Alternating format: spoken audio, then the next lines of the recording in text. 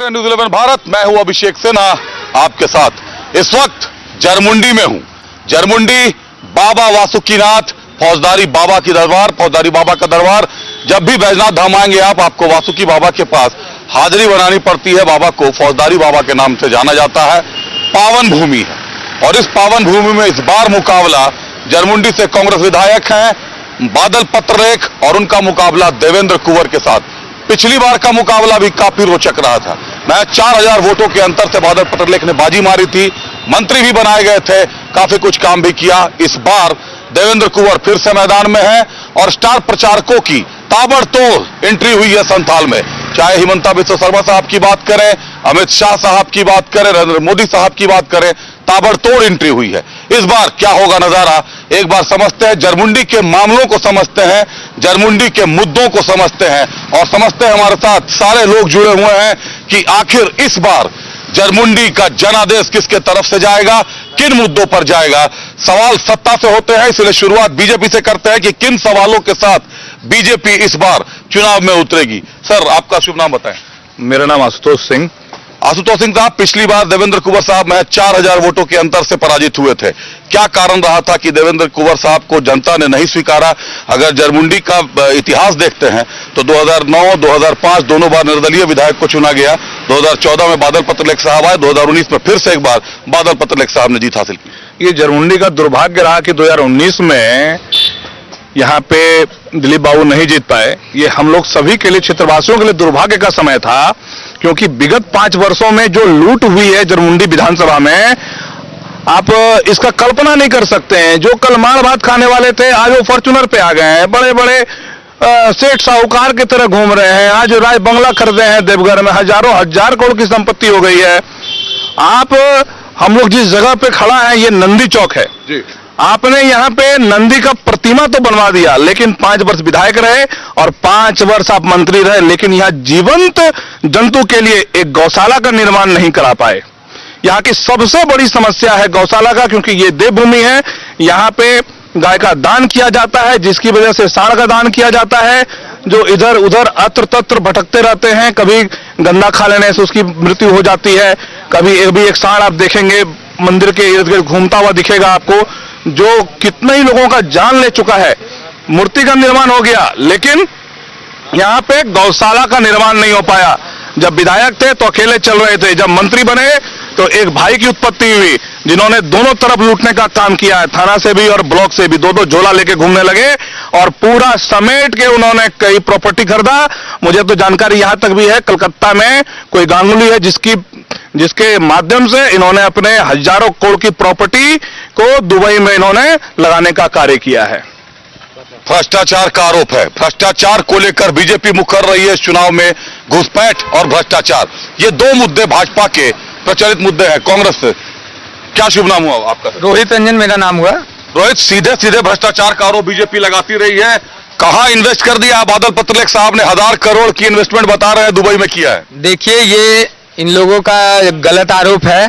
कोई भ्रष्टाचार नहीं हुआ है और अगर इन लोगों पे साक्ष्य दिखाए, ऐसे बिना साक्ष्य के किसी पर दाग लगाना उचित बात नहीं है। और जहां तक कि योजना या कोई विकास की बात, तो इन्होंने ही शुरू कर दी कि नंदी चौक नंदी जी का प्रतिमा ने लगाया। ये खुद कबूल रहे हैं भाजपा वाले। और मैं इनसे पूछना चाहूंगा, 15 साल से यहाँ सांसद हैं, वो एक भी वासुकीनाथ और जरमुंडी में गिना दे कि कोई वो काम किए हो। एकमात्र एक पार्क का शिलान्यास किए, आज भी वो बोर्ड पड़ा हुआ है। ना ही पार्क बना, ना ही सांसद जी के सौजन से, ना ही गौशाला बना। वो तो हिंदूवादी कहते हैं, ये कहते हैं भाजपा के हैं। ये क्या सांसद अपने क्षेत्र में काम नहीं करता है? ठीक है, अगर ये आरोप लगा रहे हैं कि ठीक है ये, लेकिन सांसद है ना इनके, वो तो कहा। और प्लस घुसपैठी वाली बात इन लोगों की सबसे बड़ी गलत बात है, क्योंकि केंद्र इसका देखभाल करता है बॉर्डर में। अमित शाह से इन लोगों को सवाल करना चाहिए, जो जामा में कल आए तो उन लोगों से सीधे सवाल करना चाहिए था कि घुसपैठी आपके बॉर्डर से कैसे घुस रहे हैं। घुसपैठिए आपके बॉर्डर से कैसे घुस रहे हैं, घुसपैठ को समझ लीजिए एक बार। बीजेपी का आरोप रहता है कि 1951 से 2011 तक घुसपैठियों ने संथाल में एंट्री की है। संथाल में घुसपैठियों के चलते डेमोग्राफी बदल गई है। संथाल की डेमोग्राफी में आदिवासियों की संख्या घटती जा रही है। करीब 40% तक आदिवासियों की संख्या घटी है। कारणों पर कई विश्लेषण होते हैं, लेकिन अगर घुसपैठ हुआ है तो जिम्मेदार कौन है? ब्रेक पर जाने से पहले चर्चा थी भ्रष्टाचार पर, घुसपैठ पर। बड़ा आरोप लगाया है भाजपा ने। बीजेपी का कहना है कि बादल पत्रलेख साहब ने हजारों करोड़ रुपए किसी गांगुली के माध्यम से दुबई में निवेश कराया है। तथ्यों की जांच होनी चाहिए, क्या सही है क्या गलत है। कांग्रेस का साफ कहना है कि अगर जो भी कहें तथ्यों पर कहें, बिना तथ्यों के ना कहें। सांसद भी यहां पर है, सांसद बीजेपी के हैं। काम को लेकर चर्चा करेंगे। चर्चा अगर घुसपैठ पर चलिए तो हमारे साथ एक महिला भी जुड़ी हुई है। मैडम, नाम आपका? मनोरमा देवी। मनोरमा जी, आपको क्या लगता है, आप संथाल के आप लोग रहने वाले हैं, हर जिले की डेमोग्राफी में परिवर्तन है थोड़ा बहुत, क्या ये बाहरी घुसपैठ है या संथाल की जनसंख्या कुछ इधर उधर हो रही है? देखिए, घुसपैठ की जहाँ तक बात है तो घुसपैठ तो हो रहे हैं। जैसे आदिवासी की संख्या 42% थी, अब घट करके 26% होगी। कहीं ये देखा जा रहा है कि जहाँ जहाँ कांग्रेस की सत्ता पे विधायक बने हैं, वहाँ उन लोग के द्वारा, माध्यम के द्वारा उन लोग को यहाँ जगह दिया जाता, उन लोग का आधार कार्ड, पैन कार्ड, निवासी जाति सब बना दिया जाता, ताकि वो लोग यहाँ पर अपना जगह जमीन खरीद के अस्थायी रूप से घर बना सके। इसीलिए उन लोग ये जो आरोप लगा ले घुसपैठियों के, मतलब अमित शाह जी से पूछे ये फलना रखना, लेकिन आपने ही ना जगह दिया। जहाँ जहाँ इनके विधायक है ये लोग ही जगह दे रहे हैं। ये आरोप जो लगा रहे हैं गलत। ये सवाल है कि 42% आदिवासी घटकर 26% क्यों हुआ, इस मुद्दा पर चर्चा करें। कहीं ना कहीं इन लोग के विधायक की गलती है जो कि आप लोग जगह दे। मान लिया जाए कोई हमारे घर में मेहमान बन के 10 दिन के लिए आते, तो ये थोड़ी है कि 10 दिन के बाद मेहमान को लौटा देने जगह नहीं। इन्होंने क्या किया, मेहमान के तौर पर उन लोग को बुलाया और उन लोग को स्थान देने का काम इंडिया गठबंधन कर रही है। जहाँ जहाँ जेएमएम की विधायक है, कांग्रेस का विधायक, उन लोग जो मेहमान बन के आए हैं उनको अपना यहाँ स्वीकृति दे दिया है और आवास बनाने का परमिशन। जो मेहमान बनकर आए हैं उनको आवास बनाने की स्वीकृति दे दिया गया है, डॉक्यूमेंट्स दिए गए हैं। कुछ छापामारियां हुई थी, कई मशीनें बरामद हुई हैं, कैश बरामद हुआ, हथियार बरामद हुआ है। धरातल पर कितना स्थापित हो पाता है घुसपैठ का मुद्दा? आप अपना नाम बताएं। रोहित कुमार यादव। रोहित यादव साहब, आप सपा से दिख रहे हैं, कौन है प्रत्याशी सपा से? हमारे सपा से प्रत्याशी डॉक्टर अमरेंद्र यादव जी हैं। वो सबसे शिक्षित उम्मीदवार है। अभी जितने भी उम्मीदवार खड़े हैं उसमें सबसे शिक्षित है और उसको काम का काफी अनुभव भी है। वो अच्छे अच्छे पोस्ट पे भी रह चुके हैं, उस पर भी वो काम कर चुके हैं।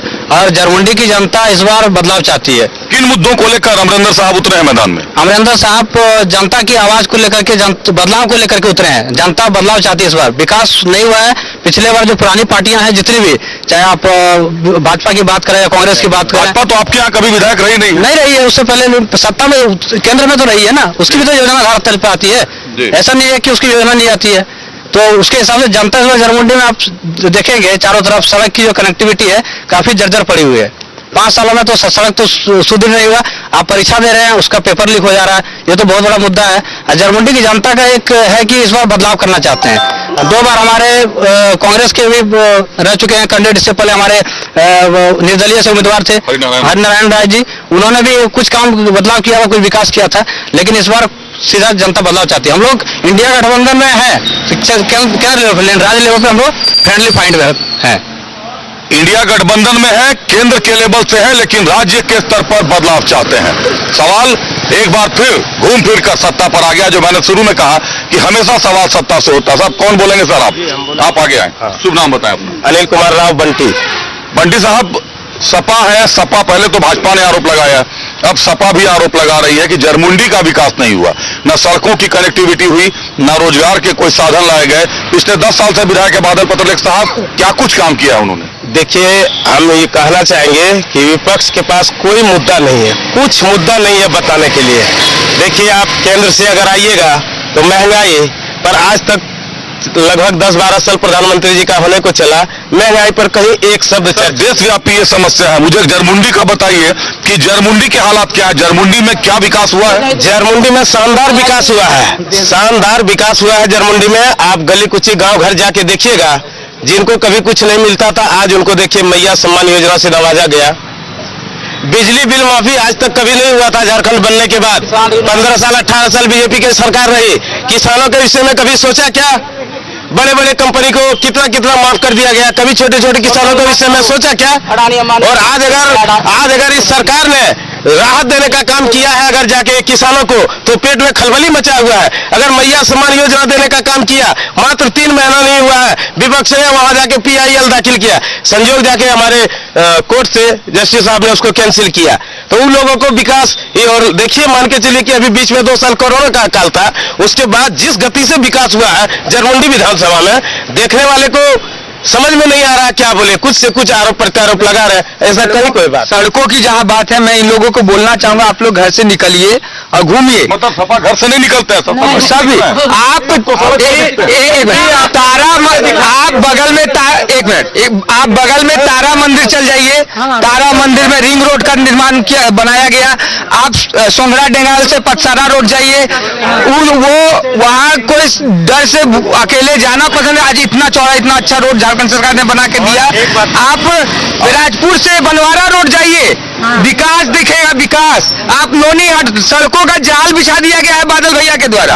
सड़क की तो बात ही ना है। महिलाएं भी हैं, सड़कों का जाल बिछाया गया है। लेकिन बड़ा सवाल है, मैया सम्मान योजना की बात चली है, हमारे साथ महिलाएं जुड़ी हुई हैं। एक बड़ी बात कही बंटी साहब ने अभी हमारे साथ, कांग्रेस के साथी हैं, कि 3 महीने ही हुए मैया सम्मान योजना को और PIL चले गए हैं लोग, PIL डाल दिया गया है, कोर्ट में मामला है। मुद्दा यह है कि 3 महीने पहले ही मैया सम्मान योजना क्यों शुरू हुआ। एक बार यह भी समझेंगे कि अगर चुनाव नजदीक आ गया, जो बीजेपी का आरोप रहा हमेशा से कि चुनाव के पहले आपने मैया सम्मान योजना की घोषणा की, रजिस्ट्रेशन हुआ है, कई महिलाओं को पैसा गया है, कई महिलाओं के खाते में नहीं भी गए हैं, कारण क्या रहे हैं उसके, इस पर भी करेंगे चर्चा। मैया सम्मान योजना की बात निकली थी कि मैया सम्मान योजना शुरू हुआ है, लोगों को पैसे मिल रहे हैं, महिलाओं तक पैसे जा रहे हैं। हमारे साथ एक महिला भी है, आपका नाम मैडम? कुमारी अमरलता सिंह। मैडम, मैया सम्मान योजना की बात है, आपका जो सबसे बड़ा दावा है इस बार INDIA का, वो मैया सम्मान योजना है। इसके पहले अबुआ आवास था, फूलो झानो, कई योजनाएं चली, लेकिन मैया सम्मान योजना पर अब कहीं ना कहीं पूरा INDIA निर्भर है। योजना महज 3 महीने पहले क्यों शुरू की गई? भाजपा का आरोप है कि ये आपके घोषणा पत्र में था कि महिलाओं को चूल्हा खर्च के नाम से 2000 रुपए महीना दिया जाएगा। अगर आपको महिलाओं को देने की इच्छा है तो एक बार में 5 साल का पैसा दे दीजिए। इस पे हम ये बोल सकते हैं कि मैया सम्मान योजना 3 महीना पहले इसलिए दिया गया, ये कोई जरूरी नहीं है कि हम 3 महीना पहले दें या 1 दिन पहले दें, इस पे कोई डिपेंड नहीं होता है, वो दिए। हमारा कहना है कि आप हमारे रघुवर दास जी भी मुख्यमंत्री थे, वो क्यों नहीं एक मुट्ठी मुड़ी दिए थे किसी को? उस टाइम में वो क्या कर रहे थे? और जब मैया सम्मान योजना निकला तब ये लोग क्या निकाले? गोगो दीदी योजना। गोगो दीदी योजना पहले लोगो, तब दोगो, तब खोगो, तब खागो। पहले लोगो, तब दोगो, तब खोगो। एक बड़ी बात कही है। हमारे साथ बीजेपी से भी एक महिला है। मैडम, आरोप आप लोगों का रहता है कि इनके घोषणा पत्र में रहा था, JMM के कांग्रेस के घोषणा पत्र में था कि महिलाओं को चूल्हा खर्च के नाम पर 2000 रुपए महीने दिए जाएंगे। लेकिन चुनाव जीतने के बाद कहीं ना कहीं गठबंधन ने इस वादे को तोड़ा और अब अंत में महिलाओं को 1000 रुपए महीने मिल रहे हैं। इस बार बढ़कर 2500 हो जाएगा। मास्टर स्ट्रोक का INDIA का ये। देखिए, जब JMM की सरकार, इंडिया गठबंधन की सरकार सारे कार्यों पर विफल हो गई। जैसे मैं सत्ता में आने से पहले बोले थे कि बेरोजगारी दूर करेंगे, बेरोजगारी भत्ता देंगे, युवाओं को 5 लाख नौकरी देंगे, सारे पर विफल हो जाने पर तब उन्होंने मतलब लास्ट में देखा कि अब मेरा नैया कैसे पार होगा, तब उन्होंने मैया सम्मान योजना लाई। मैया सम्मान योजना लाई तो उन्होंने शुरुआत की, तो अभी भी हर एक महिला को नहीं मिली है। अगर आपकी सरकार है और आप काम कर रहे हैं तो फिर इन्होंने क्या एक स्कीम लाया था कि सरकार आपकी द्वार। जब कोई आपके ब्लॉक में काम करने आते हैं वहाँ पर काम नहीं होता और सारे पदाधिकारी को उठा करके आप आपकी सरकार आपके द्वार में काम लगाते हैं, वहाँ फॉर्म भरते हैं, फॉर्म भी भरते हैं, लेकिन वो फॉर्म को साइड में फेंक देते हैं। जब आपके द्वार आए हम तो आप उस समय काम नहीं किया, आपकी सरकार आपकी द्वार योजना में आप फॉर्म भरे हुए गिने चुनो नामों का काम करते थे, वो जिनका मतलब उनके जो मंत्री जी के जो है विधायक जी माननीय बादल पत्रलेख, उनके जो समर्थक हैं, उनके जो प्रतिनिधि हैं, वो गिने चुने लोगों को ही काम करवा पाते थे, ये सारे को नहीं। अभी भी मैया सम्मान योजना हर एक महिला को नहीं मिल रही है। मैया सम्मान योजना का लाभ हर एक महिला को नहीं मिल रहा। सपा के साथी भी हमारे साथ है, युवा दिख रहे हैं। एक बार और चर्चा कर लेते हैं। दावा था सरकार का सत्ता में आने से पहले 2019 में जब बदलाव की लहर चली थी हेमंत सोरेन साहब की, आप भी गठबंधन में हैं, उस समय दावा था घोषणा पत्र में कि युवाओं को जो पोस्ट ग्रेजुएट है उनको 7,000 रुपए, जो ग्रेजुएट है उनको 5,000 रुपए बेरोजगारी भत्ता मिलेगा। क्या ये पैसे मिले आप लोगों को? नहीं, पैसे तो अभी नहीं मिले हैं, लेकिन इसलिए अभी जरमुंडी विधानसभा की सभी जनता चाह रहे हैं कि इस बार अमरिंदर यादव आए, डॉक्टर अमरिंदर यादव। वो पैसे देंगे? जरूर कोशिश करेंगे, और सब तरफ से ही शिक्षित हैं, पढ़े लिखे हैं, सब जो मूलभूत सुविधा है वो अभी यहाँ पूरा रुका हुआ है 10 साल से। जो मैंने पानी का अभी कहीं जा रहे हैं हम लोग प्रचार में, पानी का कहीं व्यवस्था नहीं है, रोड गांव से कनेक्ट नहीं है। इस स्थिति में हाल है मत पूछिए। अभी मैंने जहाँ भी हम लोग गए, वीडियो भी है, फोटोज भी है कि सब जगह टूटा हुआ है। अभी का जो स्थिति है, 10 साल से कहीं कुछ विकास नहीं हुआ है। 10 साल से विकास नहीं हुआ है। सरकार पर यह बड़ा हमला है। आप आ जाइए सर, सरकार पर एक बड़ा हमला। शुभ नाम बताएं सर। मेरा नाम कुणाल कुमार कौन। कुणाल जी, ये बताएं कि युवाओं को क्या मिला? मैया को तो, महिलाओं को तो मैया सम्मान योजना मिला, युवाओं को क्या मिला? युवाओं को कुछ नहीं मिला। बोला गया था कि बेरोजगारी भत्ता किसी को नहीं मिला अभी तक। और मैया योजना, ये जो योजना है, ये किसको, जितने भी वृद्ध आदमी है सबको रोका गया है पैसा, किसी को पेंशन नहीं मिला अभी तक। और उसको रोक के सास को मारो और बहू को दो, तो क्या फायदा है? तो क्या फायदा है इसमें? बोला था 5 लाख नौकरी, नहीं तो संन्यास तो लिया नहीं, जेल से आके मुख्यमंत्री बना। क्यों? कृषि मंत्री यहाँ रह चुके हैं, 15,000 का बकरी 35,000 में बेचवा रहा है, और उसमें खाता में उसका लेके जा रहा है। क्या कर रहे हैं? 15,000 की बकरी, 15,000 का बकरी 35,000 में खरीद रहा है। उसको टॉस चाहिए ना, मौला तब न वो इतना मोटा गया। खरीद रही है? हाँ नहीं, बादल पत्रले का कमीशन चाहिए। अच्छा। और 15,000 का बकरी 35,000 में खरीद रहा है, 30,000 का गाय 65,000 में, 1 लाख में खरीद रही है, और टैक्स चाहिए उसको, टैक्स है ना। अभी तक पूरा नगर विधानसभा में, जरमुंडी विधानसभा में गाय देख लीजिए, चेक करके, आप मीडिया के माध्यम से हम बोल रहे हैं कि घर जाके चेक कर लीजिए, बादल पत्रले का दम चेहरा पसीना दम निकल, खाली वो लोग मोटा गया है ना, खा लिया इतना ना, दोनों भाई तो खा लिया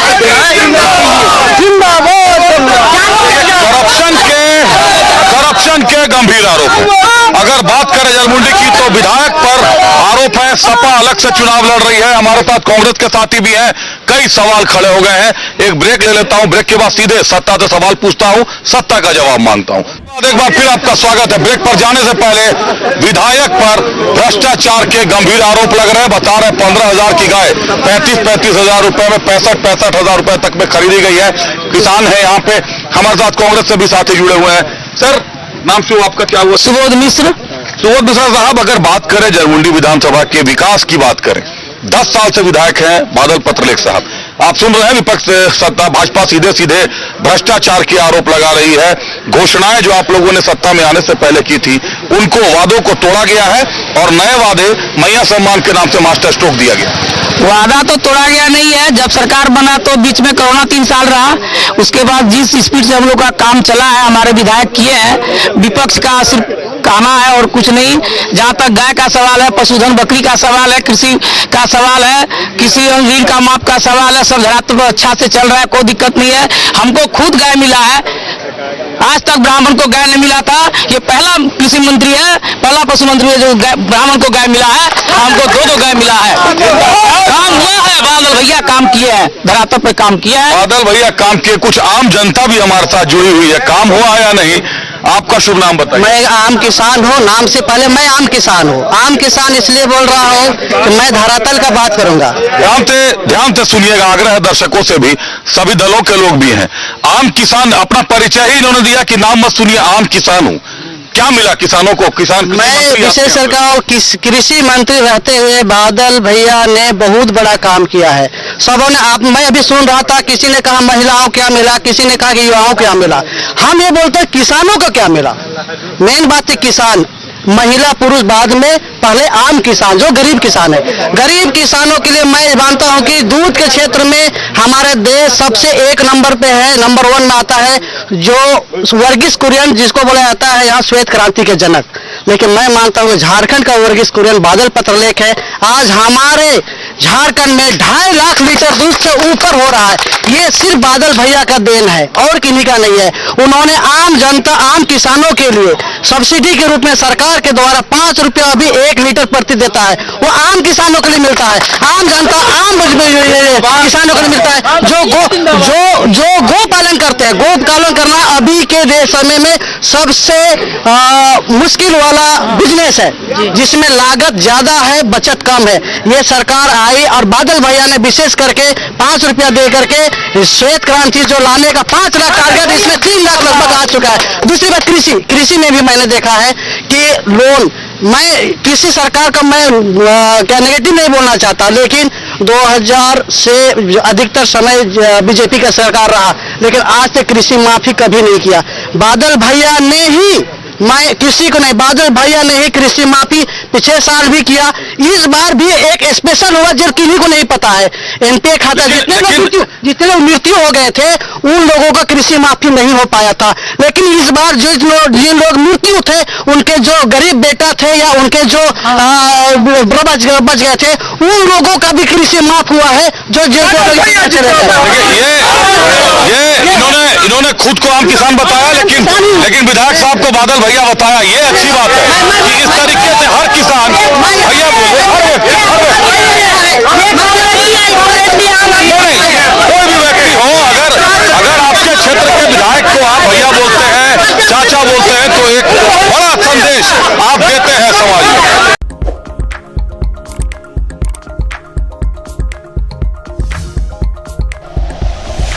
like and share videos, subscribe करें हमारा चैनल और प्रेस करें बेल आइकॉन। News 11 भारत, सच है तो दिखेगा।